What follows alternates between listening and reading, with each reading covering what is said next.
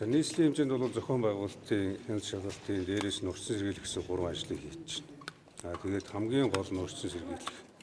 Нэгдүгээр, хоёрдугаар бол одоо гаргаж байгаа шийдвэрүүдийг, биелэлтийг хангах, иргэдэд зөв мэдээлэл өгөх, урьдчилан сэргийлэхтэй холбоотой эрүүл мэндийн болон бусад чиглэлийн мэдээллүүдийг цагааллуу хүргэх гэсэн ийм асуудлууд яригдж байна. Тэгээд ямар ч гэсэн улсын онцгой комиссоос сая одоо ярьсан 3 асуудлын хүрээнд ажлуудаа зохион байгуулах, мэргэжлийн чиглэлийн байгууллагууд бүх өөрсдийн эрх үүрэгтэй ногдсон ажлуудаа зохион байгуулж явуулах гэх мэт ийм ажлууд хийж байна. Нэмж 20 цээрийн дэглэм тогтоох гэдэг юм уу, хүрээд хэлэх ямар нэгэн байдлаар шинэ одоо зүйлүүдийг хориглох гэх юм асуудал бол байхгүй. Одоо байгаа авч хэрэгжүүлж байгаа арга хэмжээнүүдэд хэвээ явуулгаа. Нөгөө талаараа хүүхэд багчуудыг нөгөө сургалтын онлайн буюу телевизээр явуулах, сургалтын хөтөлбөрийн тасалдуулахгүй байх, за мөн ар гэртээ байгаа хүүхдүүдийн аюулгүй байх асуудлуудыг аав ээж нь насран хамгаалагчид нь хангахтай холбоотой зөвлөгөө өгөх гэсэн ийм ажлууд бас яригдж байна. Засгийн газраас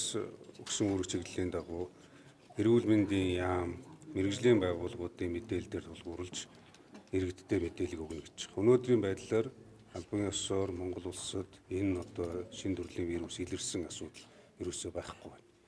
Урьдчилан сэргийлэхтэй холбоотой ажлуудаа хийх ёстой. Мэдээж энэ нэрвэнд бол ямар нэгэн байдлаар анхаарал алдаж, хариуцлага алдаж, за ямар нэгэн байдлаар одоо эрсдэл гарахгүй байх нь чиглэл үүргийн байгууллагуудын төдийгүй иргэн олон нийтийн өөрсдийнх нь одоо оролцоотой холбоотой асуудал.